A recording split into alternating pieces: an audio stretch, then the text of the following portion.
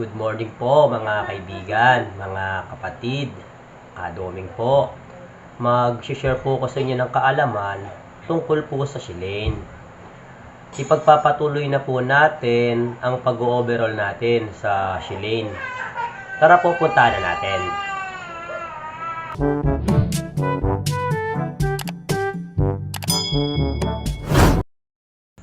Ayan po, naipag-connect ko na po yung LPG sa Shilane. Subukan na po natin kung magliliyab na po ba o aandar na siya.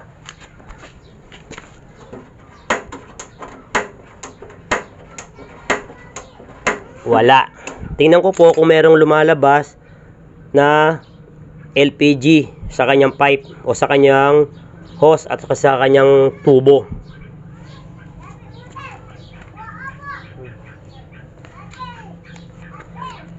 Yun, bukas naman pala yung kanyang tangke. Dito, pakinggan natin kung merong bang sumisitsit o sumisingaw dito.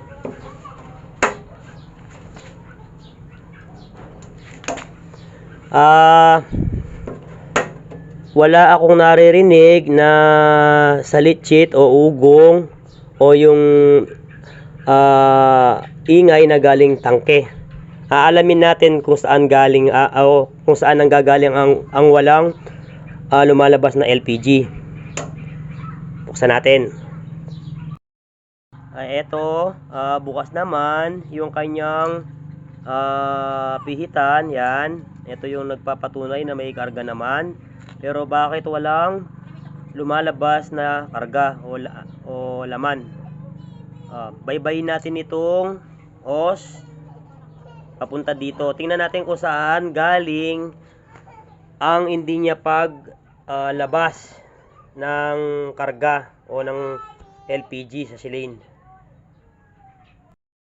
Yan, tinanggal ko na yung kanyang pagka-connect sa kanyang frame. Yan, bali ang gagawin ko ay tatanggalin ko tong mga bolt dito. Yan, para malaman natin, baka barado kasi itong kanyang pipe. Yan, tatanggalin ko yung mga tornilyo dito.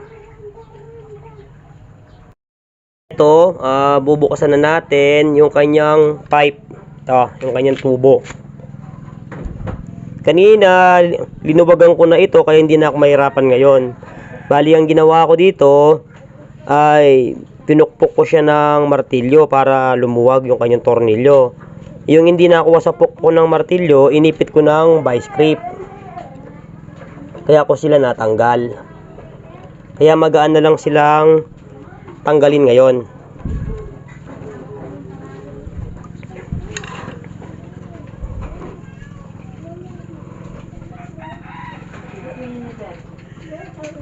May tubig. May tubig itong kanyang, di ko alam kung anong tawag dito eh. Pero may tubig siya oh. Tubig. Buksan ko yung tangke.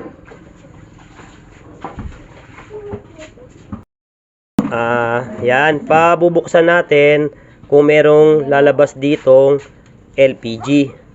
Buddy, buksan mo buddy. Yun o, may naririnig kang ano. Ayun o, may singaw siya no. Okay na dyan, okay na tayo rito sa pipe. Bali, ang meron lang palang problema dito ay ito, dito barado. Dito. Yan, ito ang lilinisin natin. May tubig-tubig pa. Bali sa pipe, sa bakal na pipe, wala tayong problema. May dumadaloy na LPG. Sige buddy, isara mo na. Yan. Dito tayo maglilinis para dumiretso dito yung LPG. Umpisa na natin. Ito, buksan na natin ito. Yung kaninang kanyang pipe, yung bakal na tubo ay ginamitan ko na siya ng pang-spray na air compressor. Ito naman, bubuksan natin ito para meron kasi itong maliliit na butas sa loob. Tusukin natin siya ng iblan ng wire para lumabas yung laman ng LPG. Tara, buksan na natin.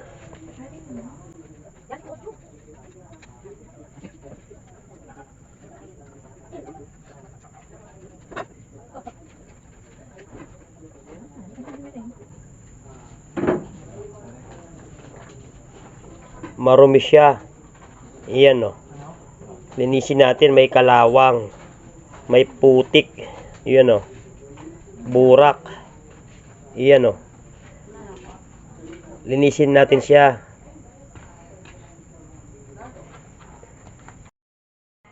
Eto, napag-iwalay ko na. Dito tayo magsisimulang maglinis. Eto. Pag hiwalayin natin ito, alisin muna natin itong bakal. Tandaan nyo yung kinakalas nyong parts para pagbalik, hindi kayo mahirapan. Ayan o. Natatanggal ito. Ayan. Ito ang lilinisin muna natin. Meron kasi itong mga maliliit na butas. Linisin natin siya, tapos pasakan natin siya ng ibla ng wire. Yung maliliit na butas na yan. Ayan o. May mga butas itong maliliit. Linisin natin. Linisin muna natin yung mga kalawang. Ako palinis ko muna langis, yung mga use oil. Tapos mamaya isprayan na lang natin to.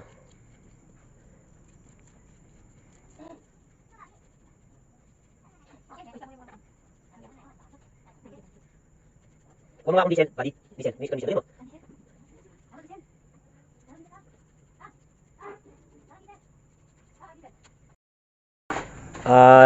Dito, gagamit na tayo ng diesel. Kung meron kayong kerosene, diesel, gasolina, pwede rin. Wala naman kasi itong goma na o-ring. Sa importante, malinisin natin, matanggal natin yung kalawang nito. At yung butas na maliliit, dapat mapasakan natin ng mga ibla ng wire. Yung karayom pwede rin, basta makapasok dun sa butas. Tanggalin natin yung dumi.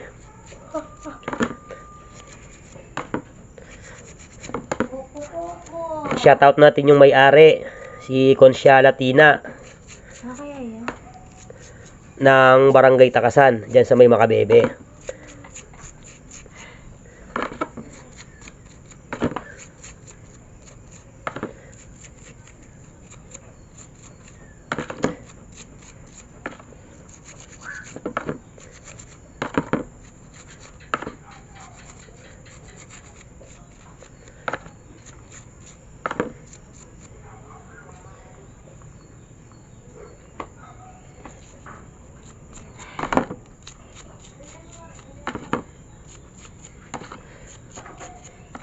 Sa paglilinis nito, hindi naman maselan. Kaya wag lang kayong matakot maglinis.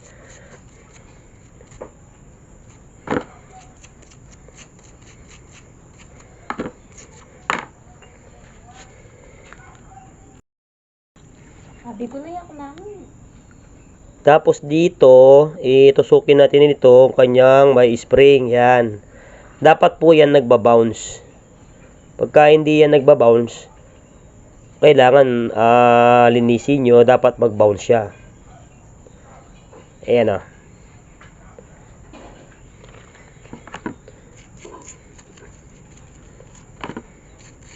Tapos kuha tayo dito ng hibla ng wire. Tusukin natin yung mga butas. Ito. Ako gagamitin ko 2 hibla ng wire. Pagsasamahin ko, ayan o, para matigas yung wire, para tumigas. Ito o, yung tutusukin natin. Ayan, may butas siyang maliit.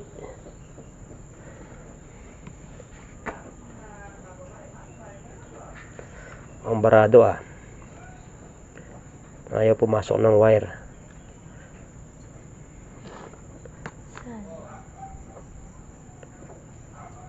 Yun, pumasok, bumaon, natanggal na yung bara. Kanina ayaw yan, matigas. Yan, okay. Yun lang naman ang dito. Yun lang ang tsaka meron pang isa,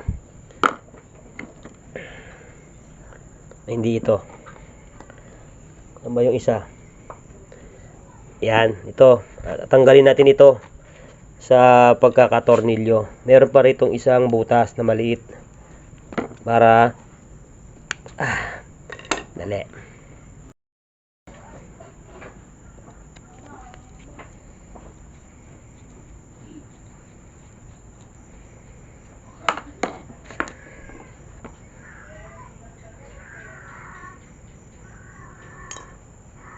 Eto. Kita ba? Iyan o. Yang butas na yan, dapat mapasakan din yan ng ibla ng wire. Para pagka binuksan mo yung kanyang knobs, yung kanyang ignite niya, yung kanyang naglalabas ng kuryente para umandar agad. Ayan o. Dito kasi lalabas yung LPG. Ayan.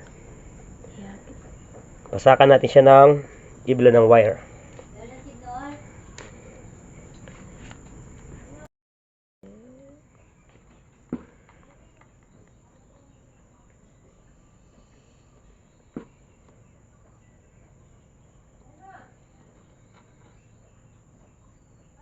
Yun. Nakita ba? Yan o. Kita ba? Yan o. Baon. Yan o. Dapat talaga bumaon yan. Pagka hindi yan bumabaon, ibig sabihin meron pa yang nakaarang. Iyon o. Yan. Ayos na. Tapos itong sa loob, meron siyang dumi. Lilinisin ko na lang yan o i-spray ko na lang yan ng blow dust gun o yung kompresor. Hindi ko nipapakita yan para hindi na lang mahaba yung video. Tapos dito, tanggalin natin ito. Kanina ito maikpit to. Niluwagan ko na lang. Ayan o. Linisin din natin ito. Kita ba? Ayan o. Yung butas na yan dapat malinis din yan. Tsaka itong ano niya. Ayan. Para pag sinindihan mo, walang dumi na pwedeng bumara kasi lilinisin natin. Yan o. Linisin natin yung mga yan kasi pwedeng makapagbara yan. Pag may bara, iina yung apoy. Kaya kailangan linisin natin. Okay na. Ito ang lilinisin, no? Ito. Hindi ko na ipapakita sa inyo to. Lilinisin to. Tapos ito rin. Ito. Papakita ko na lang mamaya pag malinis na. Okay.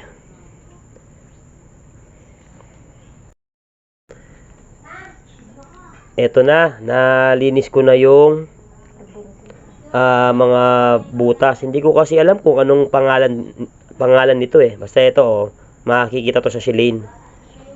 Ayan oh. Integrity. Linis ko na. Ito na lang ang papakita ko. Ang dumi oh. Taba? Iyan oh. Ay, babagi na yan ba? Ang ginamit kong panlinis dito ay diesel tsaka toothbrush ito. Pwede ring brush kung anong meron kayo. So what?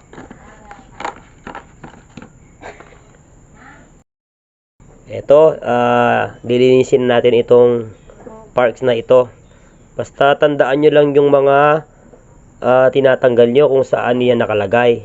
Kahit kasi silin lang yan, pagka hindi mo tinandaan yung mga parts, hindi mo yan may babalik. Experience ko na yan. Huwag kang magtitiwala sa na kaya mong ibalik na hindi mo dapat talaga memorize mo bawat isa. Ayan yung dati ko nga ginawa, naka-off na, sumisingaw pa rin eh. Mga experience kong ginawa. Naka-off na yung kanyang ignition, yung kanyang knob switch, sumisingaw pa. Dapat pag naka-off yung yung knobs niya, dapat hindi sumisingaw. Ang nangyari doon, mali yung pagkakalagay, nagtiwala ako. Kaya kailangan talaga diyan bawat tinanggal mo diyan, tinatandaan mo. Kahit silin lang yan kasi mahirap din yan pagka wala kang experience.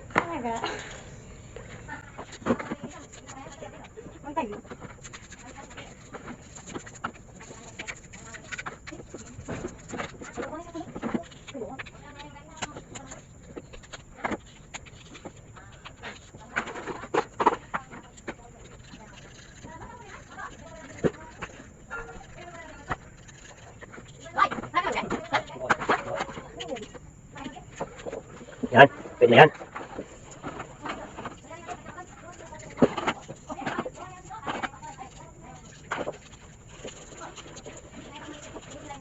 Yan, walang grasa, may gagasahin tayo. Eto, ibabalik na natin. Ito, lagyan natin ng grasa. Kahit konti lang.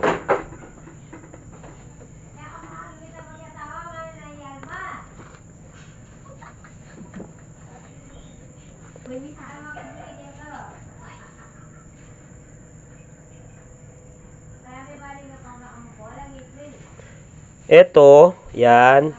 Meron siyang, yan o, umbok. Yan, mapapansin mo may umbok yan. Dito, pantay. Wala siyang umbok. Yang umbok na yan, ay dun sa babayan. Naka, ganon. Baliktaran naman kahit paano pwede naman. Basta nakabaliktad lang siya. Ayan o. Pag ganon. Yung butas, ipapasok natin dito. Ayan o. Ayan. Yung butas nito. Nakabaligtad dapat. Yan.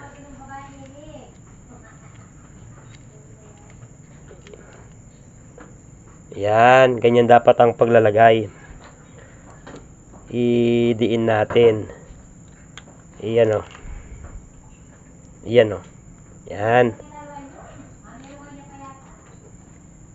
Yan. Ganyan. Tapos, sunod natin yung isa. Dito kailangan dito kasi lalabas yung LPG pagka gusto mong paandarin yung kalang. Dito lalabas yon, yung sa lighter, yung sa para sumingaw dito. Yan. Yan, dapat nakaganyan. Yan o.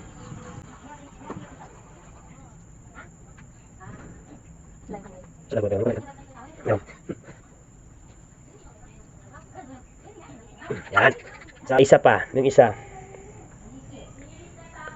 Dito naman, ito yung sinasabi ko na pagka mali yung pagkalagay mo dito, naka-off na yung shilane, sumisingaw yung pagka hindi nakasara yung tangke, sumisingaw. Ang normal kasi pag naka-off na yung switch, dapat hindi nasisingaw. Dito yun. Kaya dapat eksakto yung pagkakalagay mo. Ito, yan, yung uka na yan, dapat sa taas yan. Dito may makikita kang butas. Yan yan, butas yan. Dapat diyan nakaano itong uka na to. Diyan nakaharap. Dapat magtapat sila. Yan butas Yan, ganyan. Pagtapatin natin. Ganyan ang eksaktong pagkalagay. Yan. Pagka mali ang linagay mo yan, naka-off na yan, sisingaw yan. Tapos sunod natin yung spring.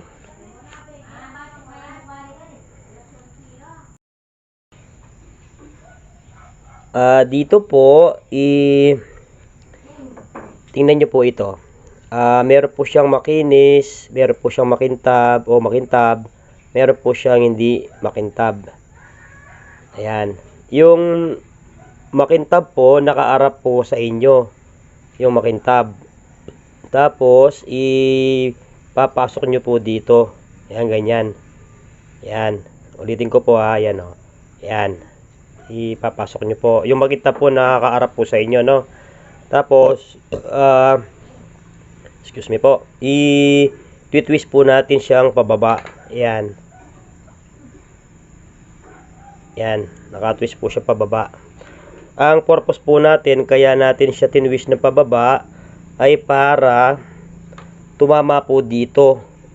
Isin ko po yung spring dito Ito kasi yung nagpapa-spark sa kalan para hindi mo na kailangan ng lighter o gamitan ng lighter. Ito kasi yun. Kailangan tamaan yan para mag-ignite o mag-spark. Yan. Yan Dapat pumasok dito yung ito. Yan. Dapat pumasok dito sa may yan sa may uka o tawag dyan sa may space na ito. Yan. Ilagay na natin. Yan Yan. Tapos tornilyuhan natin.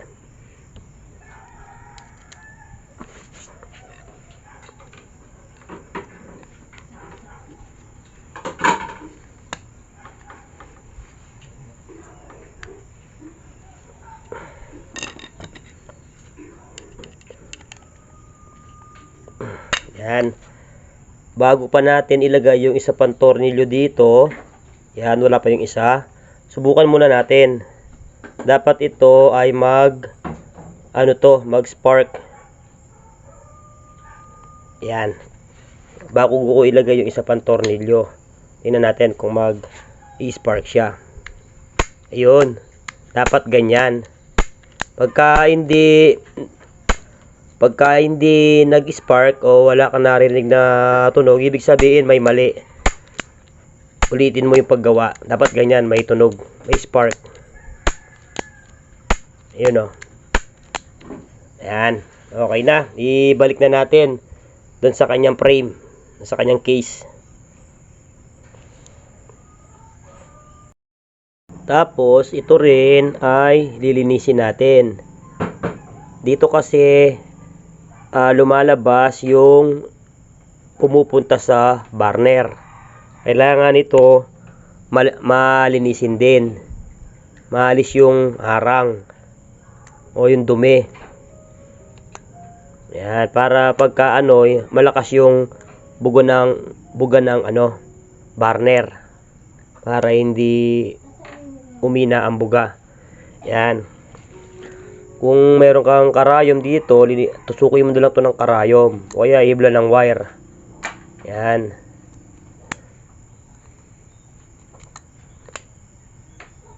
Kita ba?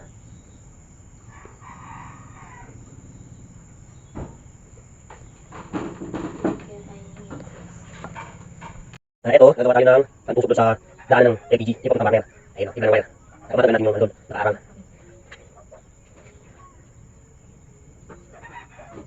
Yan, lusot na yung sabihin na ba? Yan. Yan, lagyan natin. Susuko. Ito naman po yung adjustment po ito sa kalang sa may burner. Adjustment po ito para mapaganda natin yung apoy. Yung kasing LPG, sa pagkakalam ko, may laman yung hangin at saka yung chemical.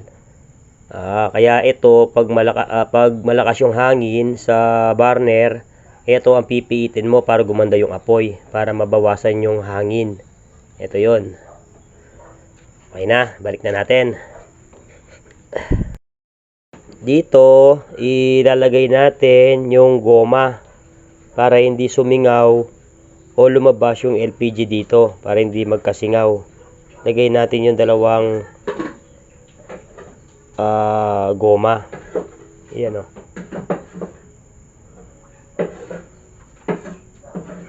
Lagay natin.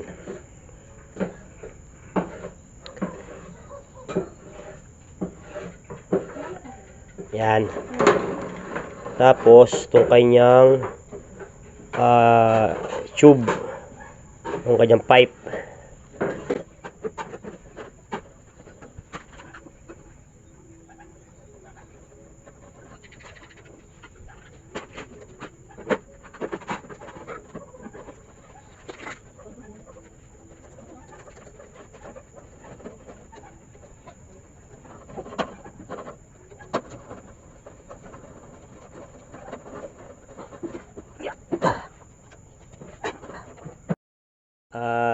Dito tetestingin natin kung meron tong leak o singaw. Tingnan natin buksan ko muna. Yan, buksan ko yung tangke. Yan, may naririnig po tayong sipol o ingay o parang hangin. Isara ko tong kanyang sarahan. Yan, wala tayong naririnig na sipol o parang hangin o hangin. Ibig sabihin yung ginawa natin okay, ayos, walang singaw, walang leak. Pagka may leak o may singaw, Pag nakasara na to, dapat wala ka na talaga dapat marinig na ingay o sipol. Pagka meron, ulitin nyo na lang yung paggawa nyo. Yan, ito okay to. Itong kabila, ayos na rin to. Nagawa ko na rin. Yan, hindi ko na lang ipinakita yung isa kung paano ko siya ginawa. Pero okay na rin yan. Yan, ilagay na natin sa kanyang bahay, sa kanyang frame. Ayos na.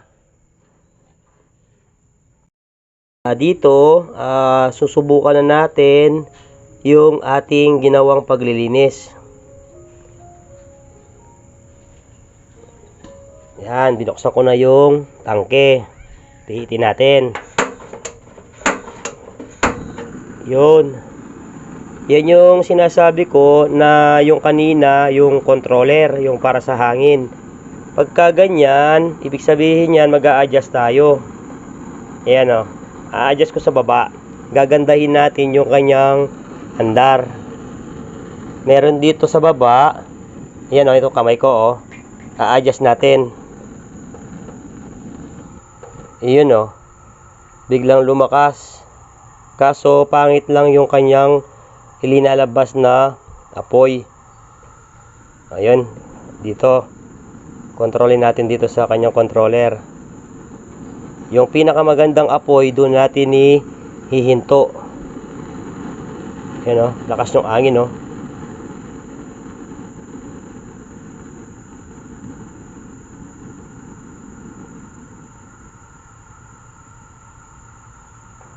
Yan. Yan na yung kanyang pinakamagandang apoy. Pero ano siya? Kulay dilaw ang kanyang apoy. Sa pagkakalam ko, pagka dilaw na ganyan ay nag-uuling. Bagay hindi naman maganong dilaw, pero pagka dilaw na dilaw yan, mag-uuling yan. Ang gagawin natin, lilinisin pa natin yung mamaya yung burner. Baka kulang lang yan sa linis kaya may dilaw. Yan na kasi yung pinakamaganda niyang apoy galing dito sa controller.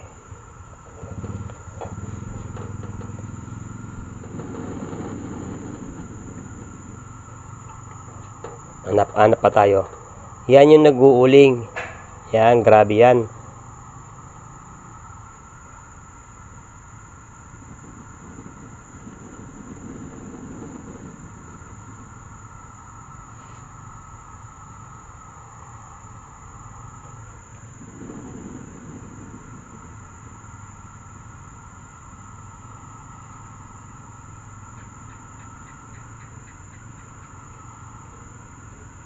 Yan. Yan yung pinakamaganda niyang apoy. Tapos yung iba niyang butas, may maliliit yung apoy niya. Ang gagawin ko dyan, aanin ko na lang yan yung butas. Susundutin ko ng alambre. Yung ibang butas, hindi buo yung apoy. Yung banda doon, hindi buo. Susundutin ko na lang yan ng alambre para maging buo yung apoy niya. Yan. Yan na yung pinakamaganda niyang apoy.